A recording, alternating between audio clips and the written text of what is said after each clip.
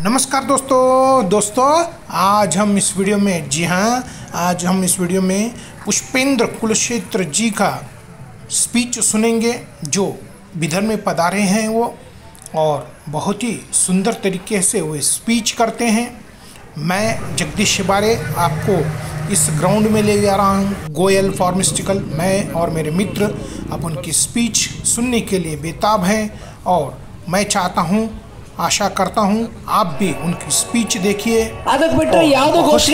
शानदार तरीके से स्पीच करते हैं। ऐसे ही नहीं था कि आप जाग गए फिर सो गए, जाग गए फिर सो गए। इसलिए धारा 370 का जो प्रस्ताव आया संसद के उस सदन में आया जिस सदन में सत्ताधारी पार्टी का बहुमत नहीं था। सोचा कभी आपने ये? लेकिन जब समाज जागृत हो जाता है, ऊंच नीच से हट जाता है, अपने मुद्दों को मुद्दा समझता है, ये तथाकथित तत्कालिक मुद्दों पे जो बहकाए जाते हैं, उन मुद्दों के अलावा जब वो ये समझता है कि राष्ट्र सुरक्षित रहेगा तो सत्ता में बैठने वाला राष्ट्र की चिंता करेगा। तो भारत के एक सदन के अंदर जिसमें बहुमत नहीं था, आपका दबाव था कि सत्ता पे बैठने वालों को पता था कि 2014 में हमने ये वादा किया है कि 370 हटेगी, धारा 35 पे हटेगी और राम मंदिर का भी फैसला हो। ये तमाम वादे हम 70 साल से देख रहे थे, मैनिफेस्टो में आते थे, चले जाते थे। सरकारें बनी आपकी, पूर्ण बहुमत से नहीं बनी, फिर भी बनी। लेकिन 2014 में जो आपने किया, सत्ता में बैठने वालों को थोड़ा भरोसा हो गया कि शायद पहली बार हमारे ऊपर सनातनी हिंदू विश्वास कर रहा है। आपको लगा कि शायद बहुमत बहुत कट टू कट दिया है, तो आपने बिना सवाल पूछे, बिना अपने निजी स्वार्थों, अपनी जाति के स्वार्थों को एक तरफ रखा और 2019 में उस बहुमत को इतना शक्तिशाली किया कि ये मैसेज दे दिया, आप काम करें, बहुमत देना हमारा काम है। एकदम साफ बात कहते थे। वो इस्तीफा देने जा रहे थे, तो जब वो अपने कार्यालय से बाहर निकले तो एक गैलरी थी। उस गैलरी में एक आदमी कुर्सी पे चुपचाप बैठा हुआ था, और वो आगे निकले तो वो शख्स उनके पीछे पीछे भागा, और उस वक्त जो प्रधानमंत्री थे चंद्रशेखर साहब, जो इस्तीफा देने जा रहे थे, सिर्फ उनके पीछे पीछे भागा और बोला सर सर सर सर। और उन्होंने कहा क्या बात है? उन्होंने कहा सर आप इस्तीफा देने जा रहे हैं, मुझे यूजीसी का चेयरमैन बना दीजिए। उन्होंने कहा तुम बड़ी देर में आए हो। उनका सर मैं क्या करूं, मुझे यहां तक पहुंचने में बड़ी मुश्किल रही। अब चंद्रशेखर साहब चंद्रशेखर थे, उन्होंने अपने एचआरडी मिनिस्टर को बुलाया, क्योंकि उनके साइन से तो वो बन नहीं सकते थे। एचआरडी मिनिस्टर जब तक नहीं करता तब तक वो यूजीसी के चेयरमैन नहीं बनते। खैर काफी देर तक मीडिया में हल्ला होता रहा कि चंद्रशेखर का मन बदल गया है, चंद्रशेखर इस्तीफा नहीं दे रहे, ये नहीं कर रहे, वो नहीं कर रहे। और फिर एचआरडी मिनिस्टर का आधे घंटे तक इंतजार किया गया और आकर उन्होंने फाइल पे साइन कर दी। वो आदमी यूजीसी का चेयरमैन बन गया, जिसको आप मनमोहन सिंह के नाम से जानते हैं। जिंदगी भर जब नौकरी करने की आदत हो जाए तो प्राइम मिनिस्टर भी उसने नौकरी की तरीके से की। मरने से डरने लगे और मरने के फन को भूल जाए तो समझ लीजिए कि वो समाज समाप्त हो गया है। जिंदा वही कौमें रहती हैं, वही समाज रहता है जिन्हें मरने से डर नहीं लगता। इसलिए आज एक बात आपसे कहना चाहता हूं। अभी 4 दिन पहले मैं उत्तराखंड के अंदर एक हल्द्वानी शहर है, वहां हमारी टीम के 2 युवा,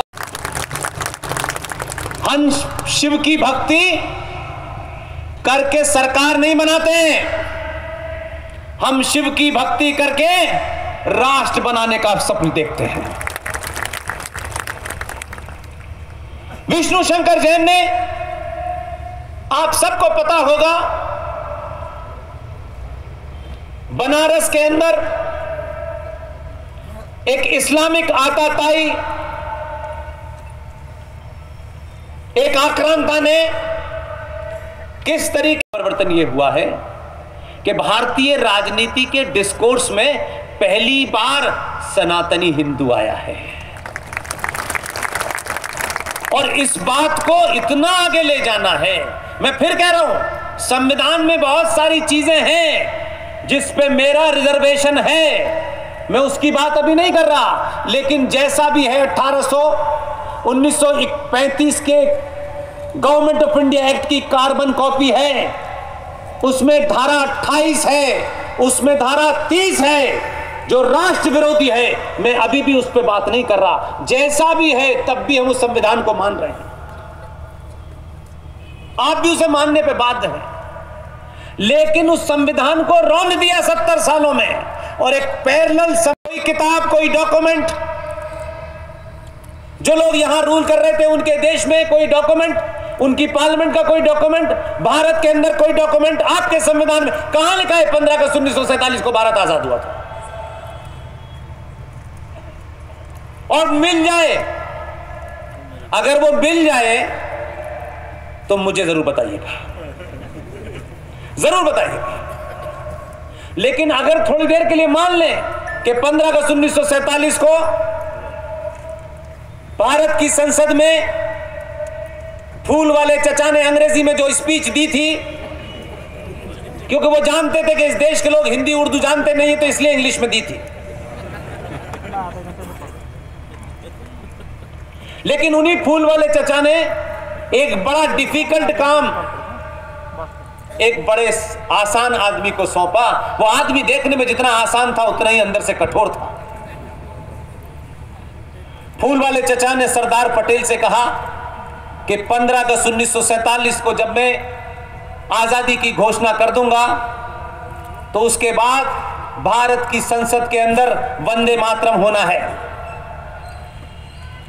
सरदार पटेल ने कोई सेकंड नहीं छोड़ी, सरदार पटेल ने सर हिला करके हामी भर दी। इसलिए मैंने कहा शोर मचाने की आवश्यकता नहीं है। सरदार पटेल ने 14 तारीख को देश के एक बहुत बड़े संगीतकार, जो उस वक्त मुंबई में नहीं थे, मद्रास में थे,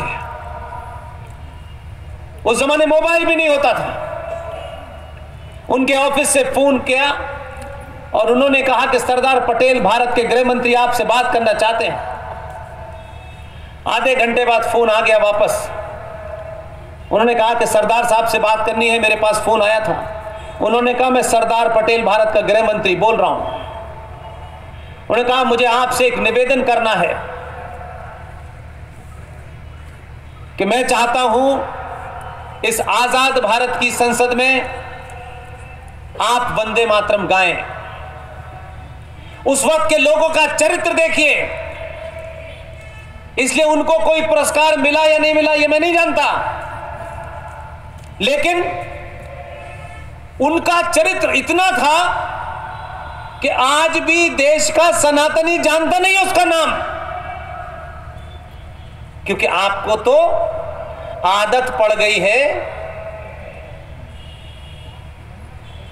किसकी आदत पड़ गई है आपको पता है? आपको आदत पड़ गई है टेलीविजन में ये देख करके कि कौन सा हीरो सुंदर है। आप तो तैमूर के अब्बा को ढूंढते हैं कि यही है, तैमूर की अम्मी को कहते हैं यही सुंदरता की पराकाष्ठा है। अगर गलती से तैमूर की अम्मी मैरिन ड्राइव पे अपने तैमूर के साथ घूमे और बारिश आ जाए तो बच्चा चिल्लाने लगेगा अम्मी कहां है। आपने 8 घंटे 10 दिन तक मेकअप कर करके टेलीविजन पे 30 सेकंड के विज्ञापन देख करके सुंदरता की परिभाषा गढ़ दी है। ऐसा नहीं था कि आपके पास सुंदरता की परिभाषा गढ़ने के लिए इतिहास में और वर्तमान में महिलाएं नहीं थीं, क्योंकि हमें यह पता ही नहीं क्या कि हमारे अंदर पहले वो आए ऊंट की पीठ पे बैठ करके जो खजूर तोड़ रहे थे, फिर बाद में आए कोट पैंट टाई वाले फ्रॉड, और हम समझने लगे कि यही दुनिया के ज्ञानी हैं। लिहाजा हमने अपने बीच के हीरोज को, अपने बीच के योद्धाओं को कभी योद्धा नहीं समझा, क्योंकि वो देखने में स्मार्ट नहीं लगता था।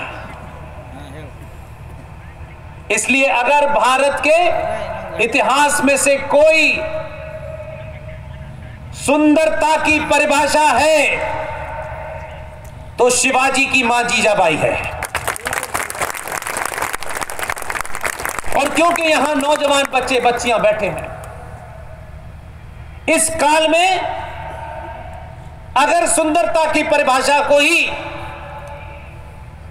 आत्मसात करना है तो बाहुबली की देवसेना है।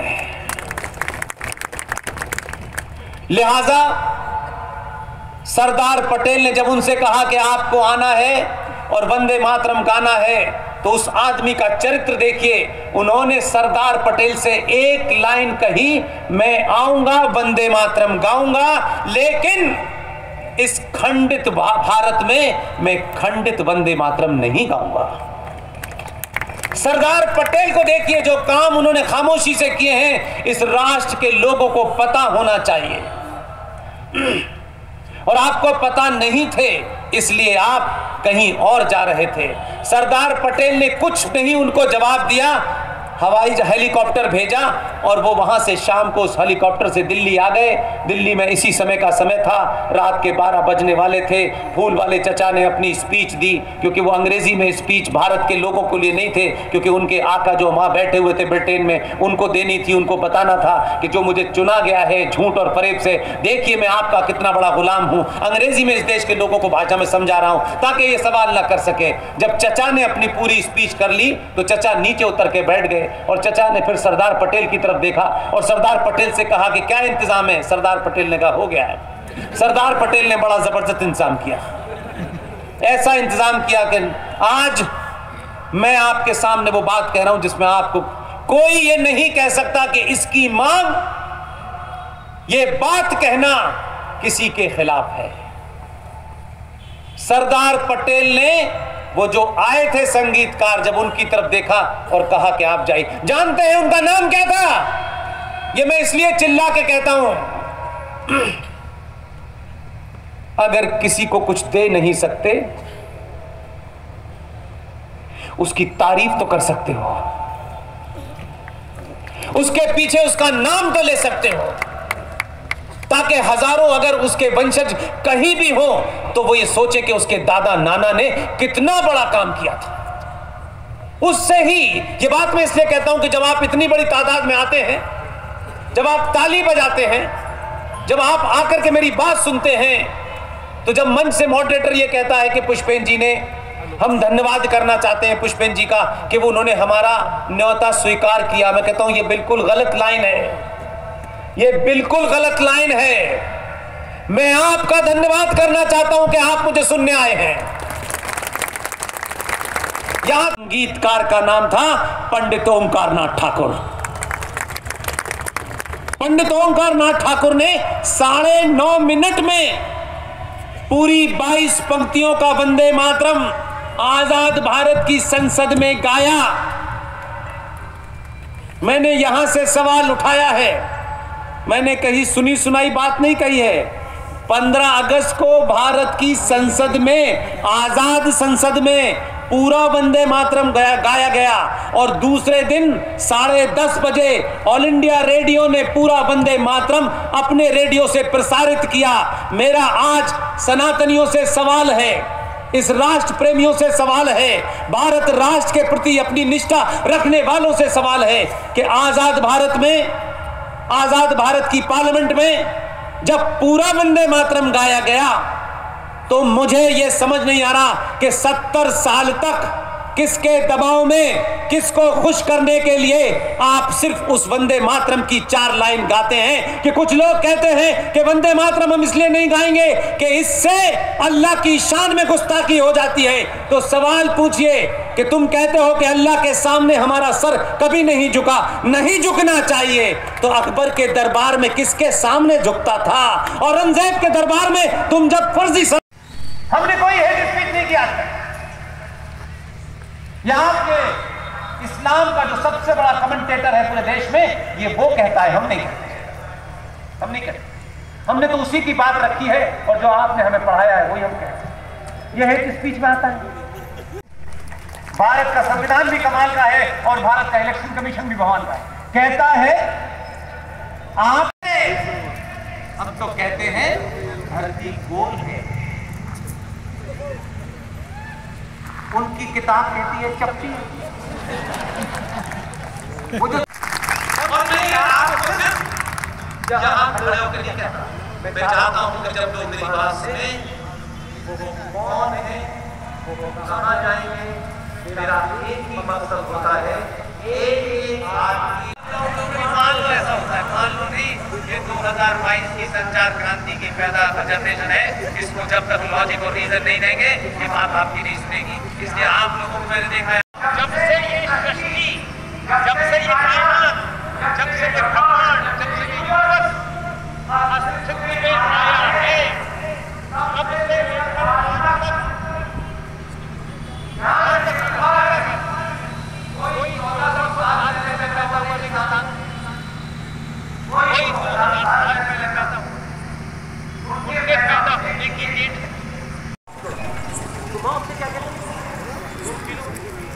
जल्दी से पी लो, नहीं भोगो आ जाएगा। ठीक कहती है, हर माँ भोगों से डराती बच्चे। माँ का भाव क्या है? ये माँ का भाव को यही चीज करिए और फिर मेरी बात चाहिए। हजारों साल चलने के बाद ये हजारों साल तक चलने वाला युद्ध है।